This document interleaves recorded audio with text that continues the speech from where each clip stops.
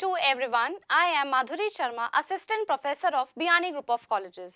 तो स्टूडेंट्स आज के इस वीडियो सेशन में हम देखेंगे कि सेक्शन 37 से section 39 of the contract act किन चीज़ों से डील करता है, क्योंकि हम पढ़ रहे हैं the Indian contract act of 1872।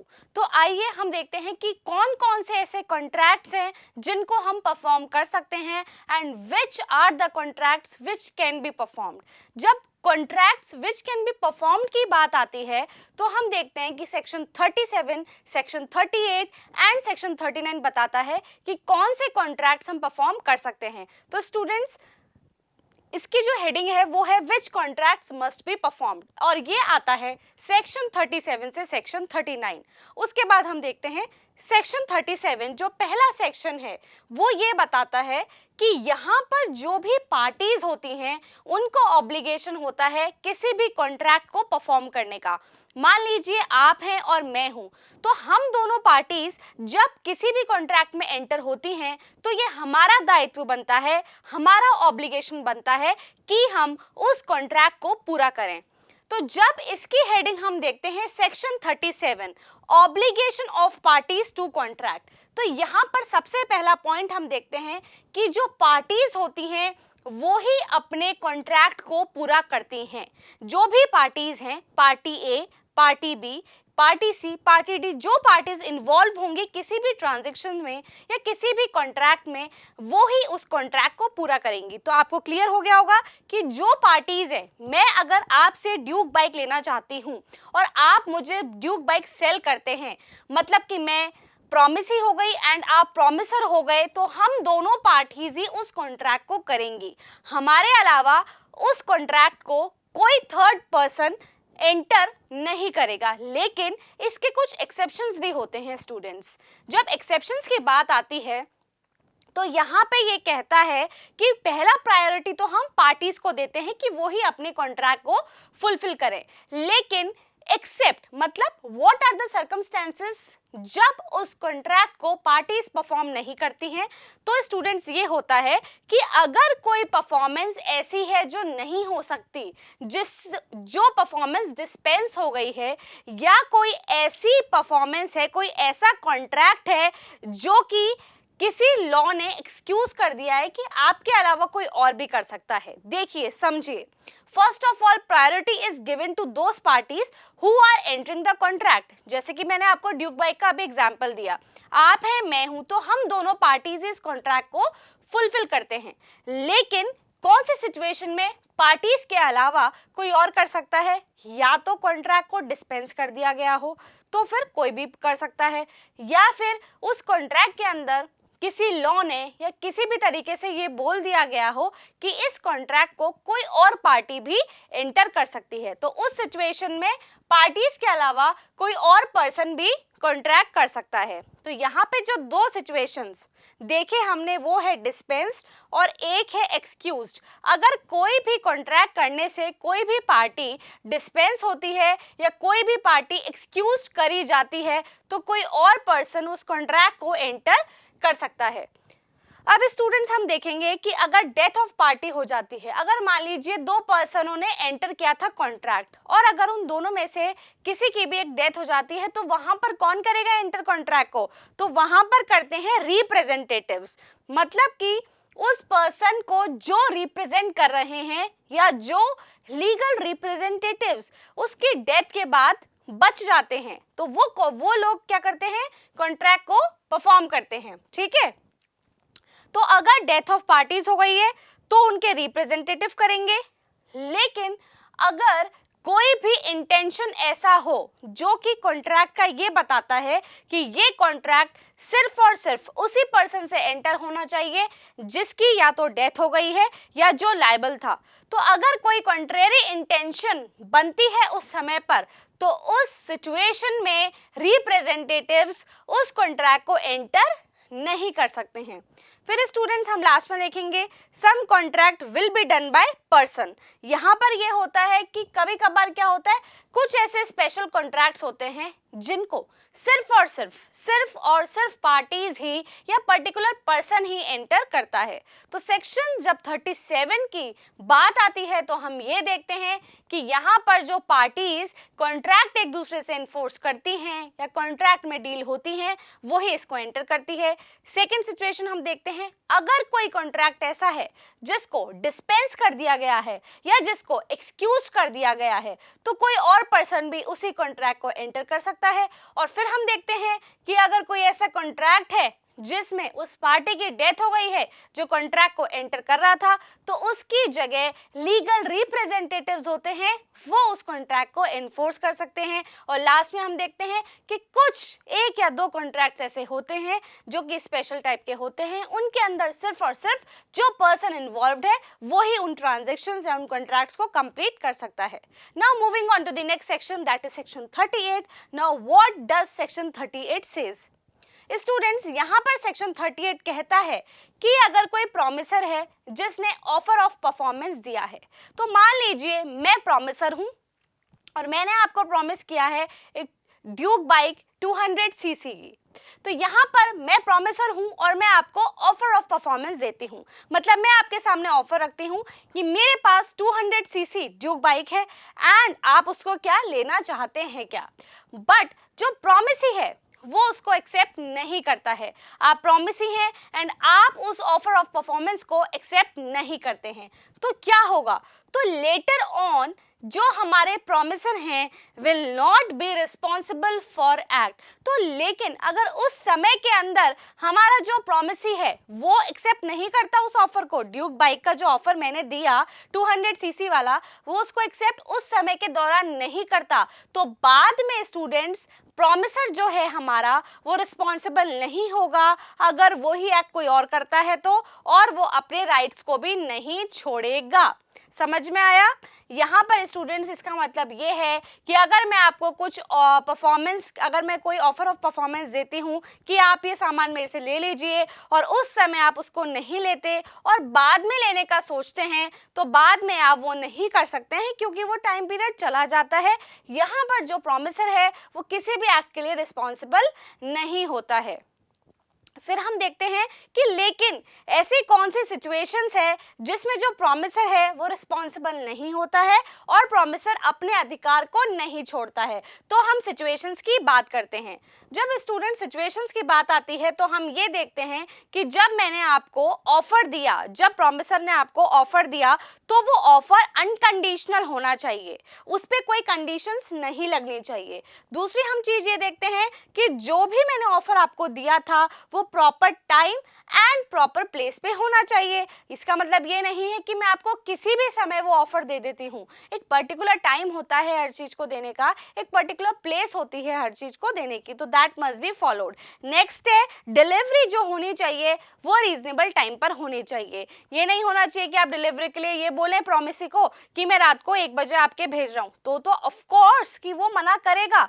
तो यहाँ पर अनकंडीशनल होना चाहिए, कोई कंडीशंस रिस्ट्रिक्ट नहीं होनी चाहिए, proper time and proper place में होना चाहिए, डिलीवरी जो है वो रीजनेबल टाइम पर होनी चाहिए। अगर ये तीन सिचुएशंस प्रॉमिसर अच्छी तरीके से निभाता है तो यहाँ पर प्रॉमिस ही अगर मना करता है तो प्रॉमिसर फॉल्ट में नहीं होता है।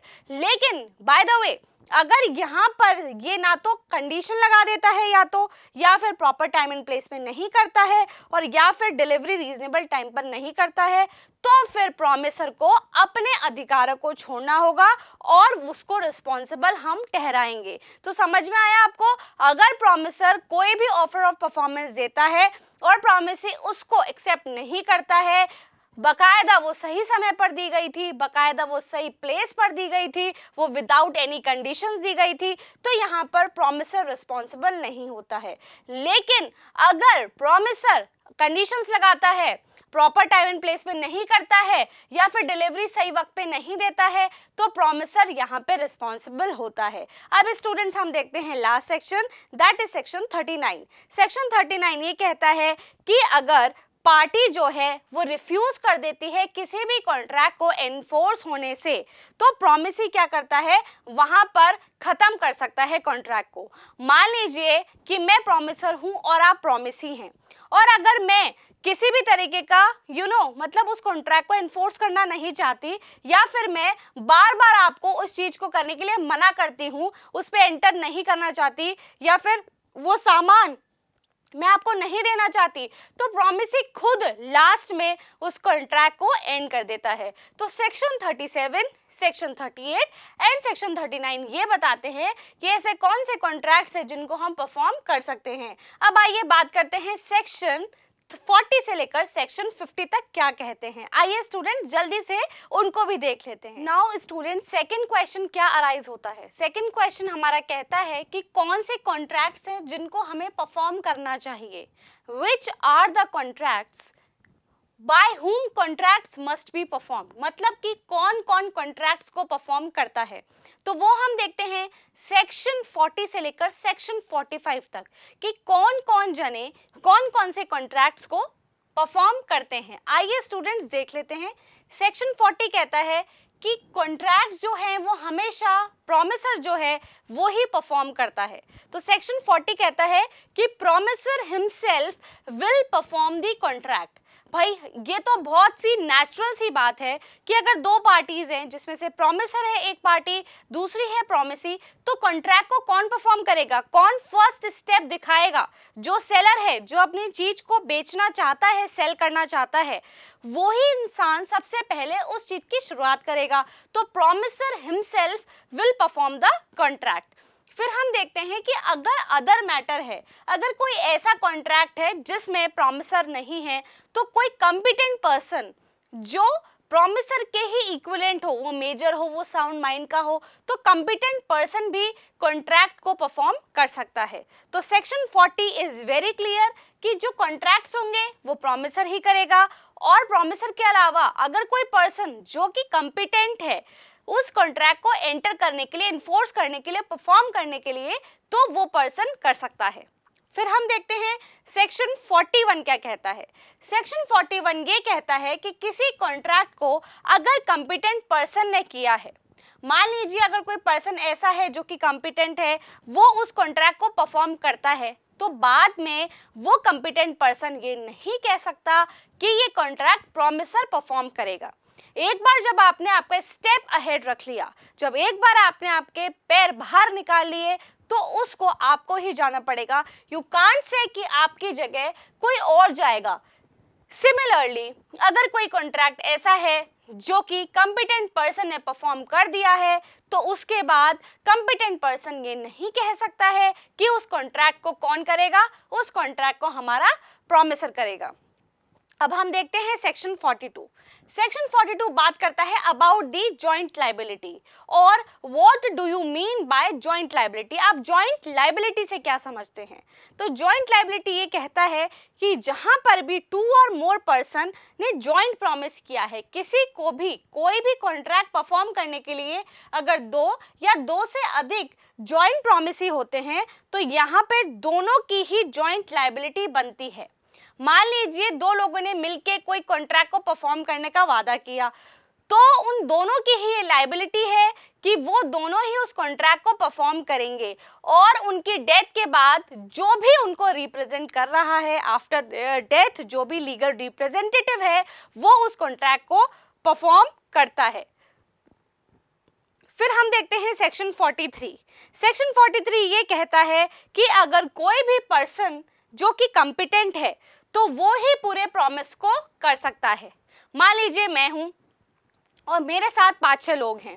अब जो मैं कॉन्ट्रैक्ट करने जा रही हूं, उस कॉन्ट्रैक्ट को करने के लिए उन लोगों के पास सफिशिएंट मनी नहीं है, या फिर सफिशिएंट उनके पास सामान नहीं है देने को।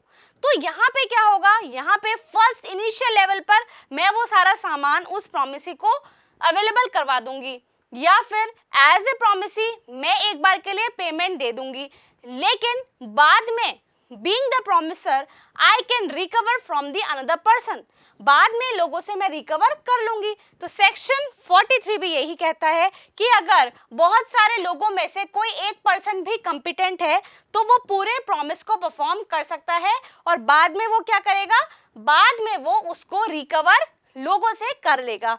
फिर सेक्शन 44 की बात करते हैं। सेक्शन 44 कहता है कि अगर एक पर्सन को रिलीज कर दिया गया है, कोई मान लीजिए जॉइंट प्रॉमिस था या कोई डीलिंग ऐसी थी या कोई कॉन्ट्रैक्ट ऐसा था जिसमें कि अगर एक पर्सन को हमने क्या करा, रिलीज कर दिया और बाकी के लोगों को हमने डिस्चार्ज नहीं करा है, तो क्या होगा, तो यहाँ पर जो डिस्चार्ज नहीं हुए हैं उनके लिए भी जो पर्सन जिसको रिलीज किया गया है वो उन सब के लिए लायबल होता है। मतलब कि कोई अगर कॉन्ट्रैक्ट ऐसा है जिसमें 5 लोग हैं और 5 लोगों में से अगर एक पर्सन ने उस कॉन्ट्रैक्ट को परफॉर्म कर दिया और उसको हमने छोड़ दिया, उसको हमने डिस्चार्ज कर दिया, तो वहाँ पर वो पर्सन डिस्चार्ज तो हो जाएगा लेकिन वो बाकी जो लोग बच गए उनके लिए भी लायबल होता है। नेक्स्ट हम देखते हैं सेक्शन 45। सेक्शन 45 कहता है कि प्रोमिसेस टू 2 और more than all can claim for performance. मतलब कि अगर कोई भी प्रॉमिस 2 या 2 लोगों से ज़्यादा को किया जाता है तो वो 2 लोग या 2 लोग से ज़्यादा उसके परफॉर्मेंस के लिए बोल सकते हैं एंड उनकी डेथ के बाद उनके रिप्रेजेंटेटिव्स बोल सकते हैं। मान लीजिए कोई कॉन्ट्रैक्ट परफॉर्म हुआ है और मैं प्रॉमिसी हूँ और मेरे साथ 2 और प्रॉमिसी हैं, तो हम लोगों की डेथ के बाद हमारे रिप्रेजेंटेटिव्स भी कह सकते हैं कि उस कॉन्ट्रैक्ट को परफॉर्म किया जाए, उस कॉन्ट्रैक्ट को पूरा किया जाए और उसके बाद यहाँ पर उनकी डेथ के बाद उनके रिप्रेजेंटेटिव्स भी बोल सकते हैं। तो अभी हमने देखा कि सेक्शन 40 से लेकर सेक्शन 45 बात करता है by whom contracts must be perform. सबसे पहले हम देखते हैं प्रॉमिसर खुद करेगा, नेक्स्ट हम देखते हैं कंपिटेंट पर्सन करेगा, फिर हम देखते हैं जॉइंट लायबिलिटी जिसमें अगर 2 या 2 से अधिक लोग होते हैं तो वो दोनों करेंगे, फिर हम देखते हैं अगर एक पर्सन को डिस्चार्ज कर दिया तो फिर भी वो लायबल होता है और वो बाकियों से रिकवर कर लेगा, फिर हम देखते हैं अगर 2 या 2 से अधिक है उनकी डेथ के बाद उनके रिप्रेजेंटेटिव्स करते हैं। अब हम बात कर लेते हैं सेक्शन 46 से लेकर सेक्शन 50 तक की। बने रहिए students and please do subscribe to Guru KPO plus so that latest videos approaches you on time. Students अभी हमने देखा था कि सेक्शन 37 से 39 बात करते हैं कि कौन कौन से ऐसे कॉन्ट्रैक्ट्स हैं जिनको हमको परफॉर्म करना है। फिर हमने बात करी सेक्शन 40 से लेकर सेक्शन 45 तक, उसमें हमने देखा कि कॉन्ट्रैक्ट्स किसके बाद किससे परफॉर्म होने चाहिए, मतलब कौन उन कॉन्ट्रैक्ट्स को परफॉर्म करता है। बट स्टूडेंट्स सेक्शन 46 से सेक्शन 50 हम बात करते हैं time and place of performance of contract. मतलब कि अगर मैं आपको कुछ देना चाहती हूँ एंड आप मुझसे कुछ परचेस करना चाहते हैं, प्रॉमिसर एंड प्रॉमिसी, देन कौन से वक्त पर उसको डिलीवरी होगी, कौन सी प्लेस पर उसको डिलीवरी होगी, ये कौन डिसाइड करेगा, इसके बारे में हम बात करते हैं। तो स्टूडेंट्स जब सेक्शन 46 की बात करते हैं उससे पहले हम ये देख लेते हैं कि section 46, 47, 48, 49 and 50 that is the 5 sections are there which deals with time and place of performance of contracts कि किस समय पर और किस प्लेस पर वो कॉन्ट्रैक्ट का परफॉर्मेंस होना चाहिए।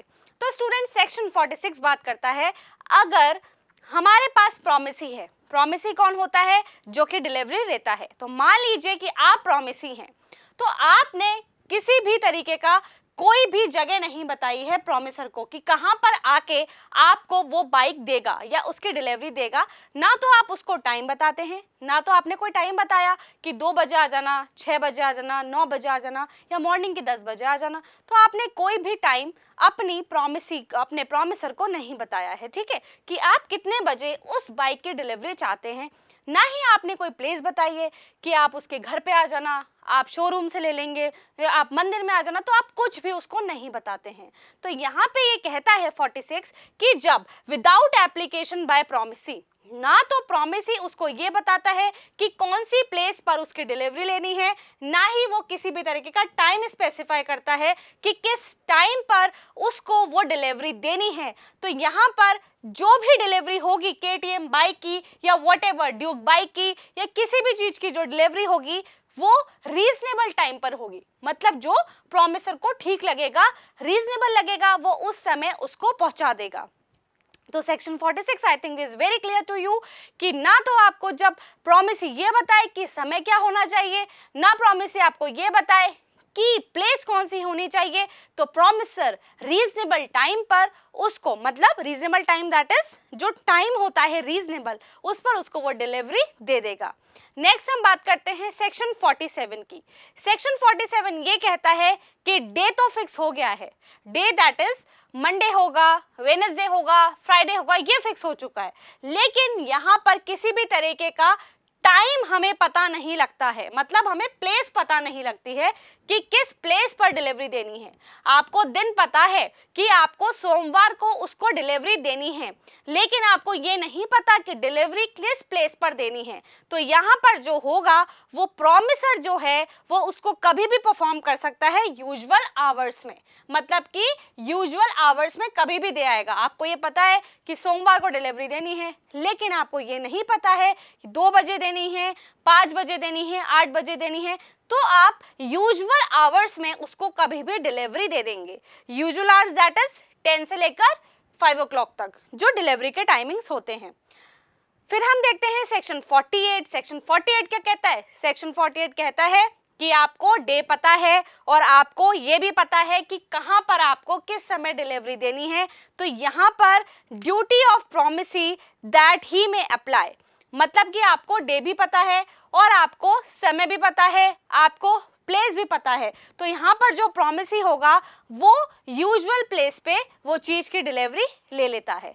फिर सेक्शन 49 कहता है कि हमको अगर प्रोमिसी ने ना तो कोई प्लेस फिक्स करी है, ना ही कोई टाइम फिक्स करा है, ना ही कोई दिन फिक्स करा है, हमें कुछ भी फिक्स नहीं है, तो क्या होता है, तो यहाँ पर जो है वो प्रोमिसर अपने हिसाब से प्रोमिसी को पूछता है। आप हैं, आपने ना मुझे दिन बताया, आपने ना मुझे प्लेस बताई, ना आपने मुझे डे बताया, लेकिन मेरी ये ड्यूटी है कि I will call you and will ask you कि what is the time we should deliver your products, ठीक है। और सेक्शन 50 क्या बात करता है? सेक्शन 50 ये बात करता है कि जो भी टाइम एंड प्लेस होगा वो अकॉर्डिंग टू द एग्रीमेंट होगा which will be made by the promisee. Promisee एक एग्रीमेंट बनाएगा, उसमें वो बताएगा कि मुझे इस दिन पर्टिकुलर डे पे, पर्टिकुलर टाइम पे, पर्टिकुलर प्लेस पे, इस एग्रीमेंट में जो लिखा है उस जगह, उस समय, उस दिन मुझे उस पर्टिकुलर चीज की डिलीवरी चाहिए। तो यहाँ पर जो होगा वो सारी टर्म्स एंड कंडीशंस हमारे प्रॉमिसी के अकॉर्डिंग होती हैं, क्योंकि promisee is who? Promisee is a person who is taking the delivery of the goods. तो स्टूडेंट्स, सेक्शन जो 50 है उसका एक ओवरराइडिंग इफेक्ट होता है। ओवरराइडिंग इफेक्ट का मतलब अगर इन सब में से कोई काम नहीं करता है, लेकिन अगर प्रॉमिसी ने हमारा एग्रीमेंट बना दिया, उस एग्रीमेंट के अंदर हमारी प्लेस लिख दी, उस एग्रीमेंट के अंदर हमारा टाइम लिख दिया, उस एग्रीमेंट के अंदर हमारे आवर्स लिख दिए, तो स्टूडेंट्स फिर इन सब चीजों का कोई भी लेना देना नहीं है, क्योंकि सेक्शन 50 में प्रॉमिसी खुद समय बता रहा है, प्रॉमिसी खुद दिन बता रहा है, प्रॉमिसी खुद प्लेस बता रहा है। तो सेक्शन 50 का ओवरराइडिंग इफेक्ट होता है, हर सिचुएशन प्रॉमिसी के अकॉर्डिंग सेट की जाती है। तो स्टूडेंट्स, मैं यही चाहती हूँ कि आप 36 से लेकर 37 से लेकर जो भी सेक्शन 50 तक है उनको गो थ्रू करें। अगर आपको कोई भी प्रॉब्लम है या कोई भी सजेशन या कोई भी क्वेरी है आपकी, तो प्लीज नीचे कमेंट बॉक्स में आप मुझे लिख सकते हैं। And please do subscribe to Guru KPO plus, ताकि मैंने आपको बताया लेटेस्ट वीडियोस आप तक पहुंच सके, and then you can prepare for your examinations. और students, please and please do like my videos, share my videos and comment as much as you can. So this was all for today, students. I'll take your leave now. Stay healthy, stay fit. Thank you.